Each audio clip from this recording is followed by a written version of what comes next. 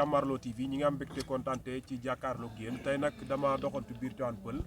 ñëw fekk fi benn xale bu ñuy wax Gouye Gui bu Tivaouane Peulh mu bokk ci espoiru lamb yi lamb di ko bàyyi xel waaye nag tey li gën a yokk tax sax ñu ñëw fi mooy da doon def ay ndogu yu am solo yoo xamante ni da ko doon def biir Tivaouane Peulh ak diggante Apis ak Tivaouane Peulh ndax benn la ànd seeg waa Ikrim wala école de litam ay xaritam ak ay magam ñu ànd ak moom accompagner ko ci geste bu rafet bi nga xamante ni def na ko Gouye Gui bu Tivaouane Peulh maa lay ziar. ñu ngi lay delloo ziar bu baax a baax Ndiaga Sarr maa ngi sant yàlla bu baax. koor gi waaw mu ngi nii dem de. waaw maa ngi wóor bu baax a baax. lan moo waral initiative bi. waaw ginnaaw bi ñu sant yàlla julli ci Yonent bi sant suñu ñaari waajur waaw di leen ñaanal gudd fan ñu fekk suñu njëriñ di sant ñii avant tout di sant ñii nii ne sama ginnaaw di leen sant bu baax a baax aw ma seen fay boo gisee initiative bi ñoom ñoo ko waral man du ma si dara damaa toog rek ba yàgg booy ñëw wax ma ko man ne loolu rafet la man ne seen ginnaaw du ma si dara booy ñëw def lépp ku si mel ne ñoom Papa Demba ñoom Papa Sane gars yi boo limee da ngay jiw ak mbër yi école de Tivaouane Peulh bi yëpp ñëw dooleel ma Apix Tivaouane Peulh carte sëñ Mansour si ñëpp ñëw dooleel ma waaw di ma jàppale si ndogu yi nag di leen wax nag du ma si dara waaw luñ fi gis rek mun naa rek gars yi la gars yi ñoo def lépp. bis bi nga demee ci tali bi say xarit ak say soppe ñu bëri di saafonteeg yow naan la mbër ndax yaa ngi waaj mu mel ni am na cofeel bu dox sa diggante ak sa waa dëkk. waaw fi mu ne nii man la ñuy xaar instant bi dañ maa bëgg waaw Tivaouane Peulh man lañ yónni yaakamti ma fi mu ne nii le 30 avril gars yi dañ ne ngénte li waa Tivaouane Peulh la ñu jënd xar jox ma jënd paaka jox ma lan laa ci war a def damay rendi xar bi ba daggaale loos incha allahu rabbi moom Caatu Faas mooy bëreel bëgg ma woon sax tudd turam mais naa tudd turam di ko ñaanal jàmm ak weeru koor gi nekk nii di ko ñaanal jàmm ju bëri ba jour làmb ja mu ñëw indi li mu war indi yëpp nag bu mu fàtte dara bala maxaa daal mu ne dañoo fàttali waaw. mais initiative bi ren nga koy door a jël wala yàgg nga ko def. initiative bi nag waaw dañ koy doog a jël nii dañuy soog a door gars yi ñëw toog ñëw comme ni ma ko waxee woon sànq ñëw wax ak man leen rafet na lool waaw ñu jël seen fukki dërëm yi seen 100 francs andil ma waaw ñu cotiser def ndog bi te yàlla tax waaw. muy lu am solo ginnaaw bi loolu wéyee ngay wàcc bis bu rëy. mu war a am le 30. ndax boo nee le 30 mu nekk combat boo xamante ni Quench moom moo ci war a bëre ak Lac Rose. waaw donte yàgg ngaa bëri ci bis bu rëy. mais bis bu toll noonu tey nga nekk doomu Tivaouane Peulh war cee génn. lan moo la ciy xaar. loolu fierté la si ñun man Quench bëri naa bii mooy sama deuxième fois may bëri si journée yàgg naa bëri si journée mag boo xoolee. yàgg ngaa bokk ak journée waaw Quench waaw ànd seeg waa Tivaouane Peulh yëpp nag ñëpp génn Apix bi dafa leen di sant bu baax a baax di leen woo nag si le 30 avril bi incha allah carte sëñ Mansour si maa ngi leen di woo Tivaouane Peulh bi yëpp maa ngi leen di woo ci bés bu rëy bi ñu jëm waaw. muy lu am solo sa adversaire lan nga koy wax ndax gis nañ moom tamit mu nekk ci côté préparation yi maa ngi gis sax ci TikTok am muy def ay sato yi jaar yoon dafa mel ni dafa pare pour xeex ak yow. bu dee xeex rek fii la fekk baax de waaw te combat bi damay xeex ak moom de. yaa wax loolu. combat bi Caatu Faas bu dëggalee boobu dama koy dóor mu daanu. dëgg la. segg bu Ndakaar moo ñuy jàngal xeex mu ngi nii bandi bi yor xaalis waaw.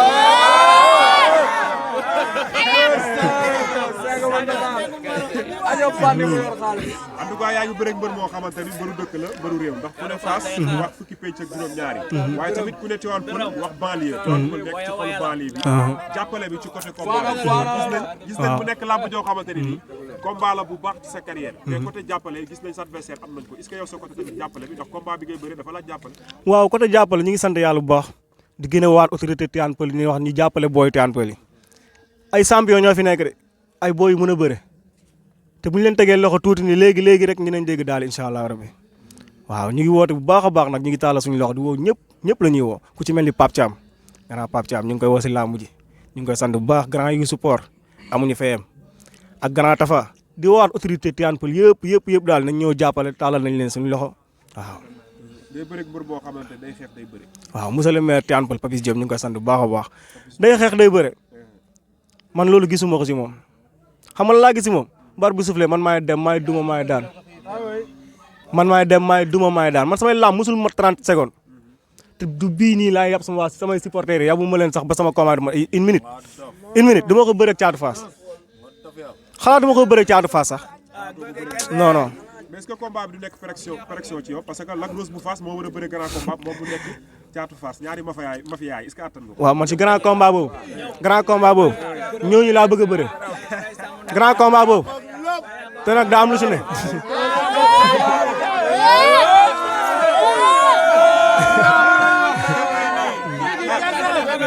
en tout cas naa la xamal leen yaa ngi toog sa gars yi wër la ñoom Seck bu Ndakaaru ñoom Almu Ndour ak yeneen champion yoo xamante ni ñi ngi sa ginnaaw ñoom tubaab bu joor est-ce que li ngay wax ni bat bi sifflé sa digganteeg moom ngeen ne runkum daje di nga ko jëfee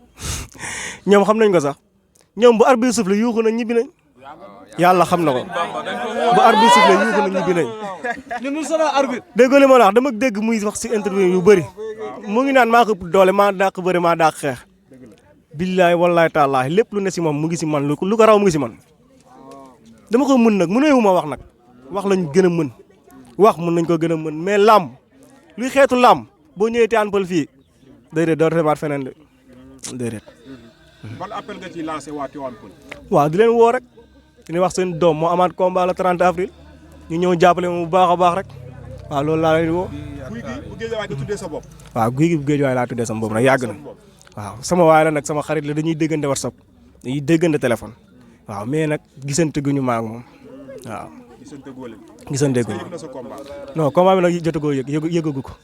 waaw yëgagu ko. mais est-ce que jaaduwul tey nga ànd ak sa mag yi ngeen dem ba Géejawaay fekk ko toog waxtaan ak moom. waaw ndax ki bàyyi mbëri bari tuddee la boppam. yaakaar naa ni am nga yëg-yëg ak cofeel goo xamante ni am ko sa diggante ak moom avant combat bi est-ce que jaaduwul nga dem seeti ko waxtaan ak moom mu conseil la. waaw bu ci xëjee bëgg nañ dem wax ak moom yàgg nañ ko bëgg programme mais xam nga rek affaire yi xat-xat yi moo tax mais dinañ dem nag ba gis ko waaw waxoon naa ko. lan nga gis ci moom ba tax nga tuddee ko sa bopp. mu yàgg ma neex rek may bëre nekk xale bu ndaw ànd ak gaay ñoom tubaabu joor segg Ndakaaru pakala déclenché mu ngi fi moo bëre bii combat métti daa ma si niil di ko ñaanal bu amaatee combat yàlla na ko yàlla may ndam ñoom confiance Bissau segg 2 Suweer Ibu Rëg-Rëg ñoom ngóorloo boo limee da ngay juum gaa yëpp maa ngi leen sant di leen gërëm aw ma seen fay waaw. mais sa adversaire dafa maa yóbbante ci yow xam naa du ñàkk moom laay tëjee ci daanaka ci waxtaan bi. nee na yow sa combat yëpp ci côté mystique nga ko teg te moom dafa entraîné na nekk xale nee na moo la gën a nekk xale entraîné boobu kong bu fekkee waaye ko mu hippi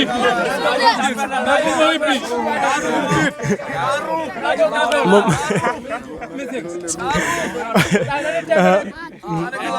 waaw. lépp la ñu andi lépp. man ci làmb pareegu ma ci pareegu ma ci yàlla xam na li ma lay wax yàlla ma tiim yàlla xam na ni man pareegu ma si samay làmb bés bu ma pare woon ci làmb du moom mii laa war a bëre déedéet billaahi du moom laa war a bëre si làmb daa bokk ci yoon bi te dama koy faxas jàll nee na musul daanu waaw le 30 avril day daanu incha allah waaw stop bi si ginnaaw gis ngeen stop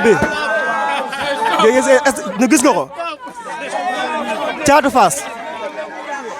Fass yow laay waxal yow Caatu Fass yow laay waxal da ngaa yóbbante damay wax dama la koy delloo stop bi yaa ko gisal sa bopp bu jour laa mu da ngay xaar dama lay daan dem seeti leneen Caatu Fass ñemewu ma ku dem bay suuraale mystique xam nga ne kooku ñemewu ma te nee naa la yow bu ma paree du ma bëre ak yow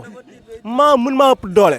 waaw wax ju bëri nag moom ko ëpp. kon da ngeen a defar ay stop daal pour wane ni jour bi da ngaa war a stoppé. stop bi sax day ñëw làmb ji moom fu mu tourné da koy gis. mooy slogan bi daal stop. waaw stop Caatu Fass te bëgguma bëri kuy daanu de dama ko bëgg daan dem jëli ku daanoogul daan ko waaw.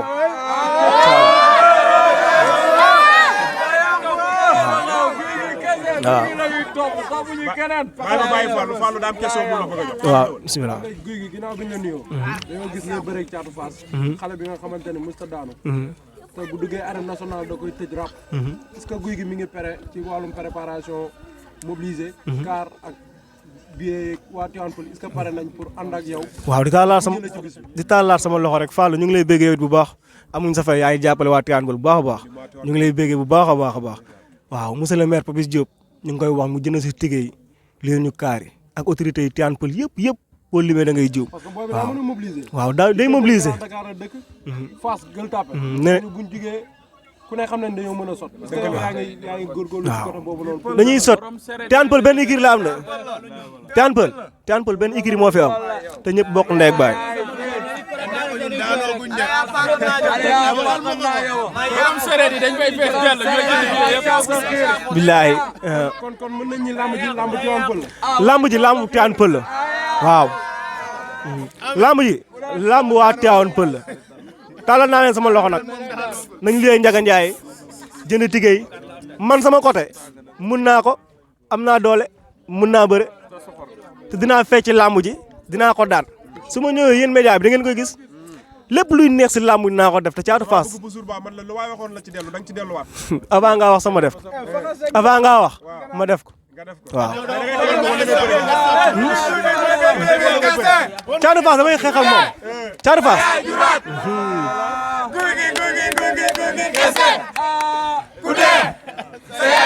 waaw man ñi aw ma seen fay de man ñii sama ginnaaw ni ñii aw ma seen fay maa ngi leen di sant bu baax a baax nu ma mel rek ñoom la maa ngi leen di sant bu baax a baax a baax question mooy la ndax damay xeex damay bëre Caatu Fass damay xeex ak moom waaw damay xeex ak moom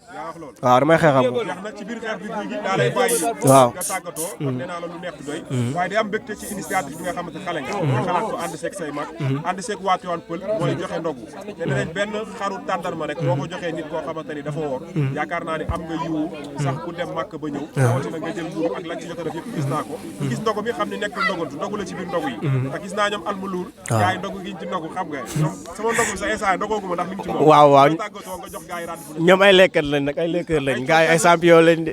waaw waaw di bëggee waat rek di santaat bu baax a baax comme ñoom ñi ko def ñoom ndogu bi ñoom ñoo ko def waa café gi chaque jour ñu ngi teg fii seen cino café gi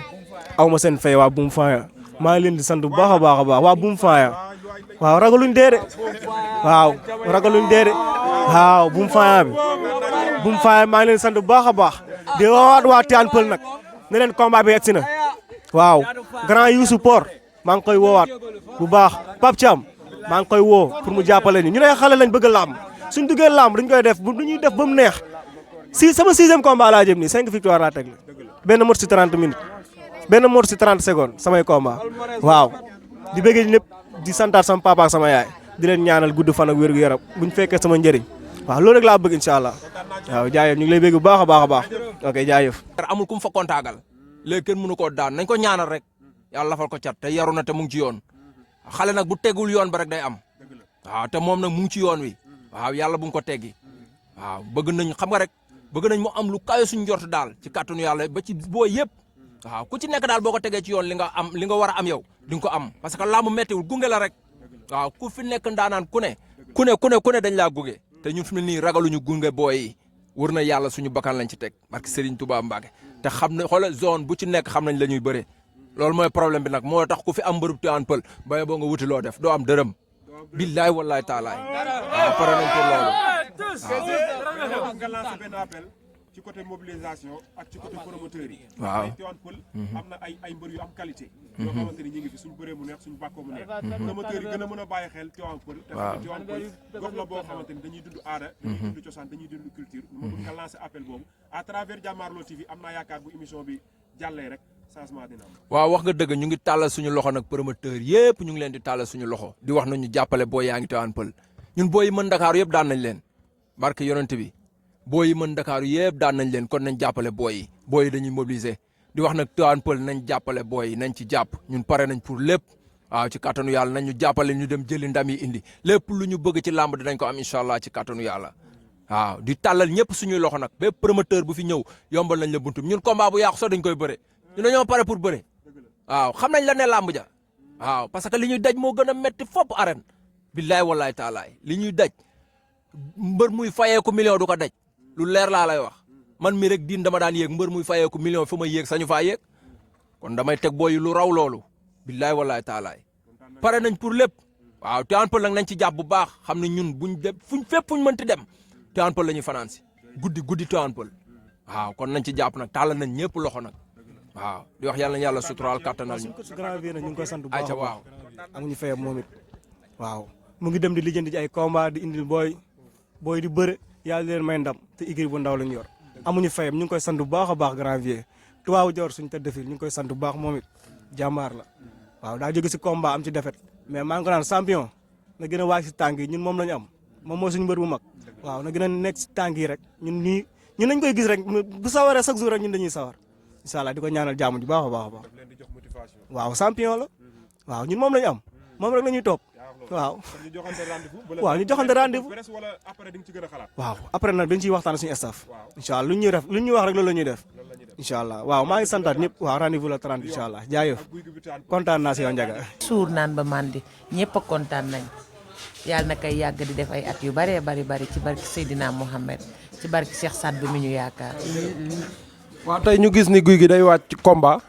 am combat arène nationale mu nekk seen doom noonu koy waajee ak noonu nekkee ci koñ bi ak noonu koy préparé. di ko waajee ak mbégte rek Fallou ndax xam nga ne sunu doom ju góor jooju moom lu mu dugg rek ñun dugg nañ ci di ko ñaanal ndam nag di def mobilisation boo xamante ne dina doy waar lool nag. quartier beeg koñ bi yépp nag ñu ngi koy waaj fii ba Apex elo bu ne fii ba monument sëñ Mansour 1 ak 2 yëpp ku ne mi ngi waaj ndax combat bi du yomb ñun nag jël nañ ko au sérieux fa seen a indi ndam li incha allah. dañoo dem Fass ki muy bëreel Fass la dëkk muy caatu Fass jigéenu Fass ak den di ñëw rek massacrer leen loolu loo ci wax. Fallou ñun ñooy tous tasar rendi rek duñu maye dara déggoo de ndam li fii la jëm si incha allah ci barke Cheikh Sadbu. day ñëw jigéenu Fass dañoo pare Tivaouane Peulh takku nañ toog ñun dañoo pare ñun xaar ndam li day ñëw incha allah. waaw kooku mooy Ndeye Mbaye Baldé ñu ngi kontaan ci yow. waaw ñoo ngi gën a bëgg ci yow Fallou ndax dañuy profité waale santaale waa kër gi di sant tamit papa modèle waaw sunu càmmiñ bu baax boobu nga xam ne tey moom moo waral di lépp tey boo seetee tey jigéenu koñ bi ñëpp ngi fi toog di dooleel modèle ak njabootam ndax li ñuy def nii duguleet ndogoy duguleet di ko ñaanal rek nag yàlla na ko yàlla defal jàmm yan bi yàlla na oyof ci kawam ci barke Cheikh Saddu. ok jërëjëf.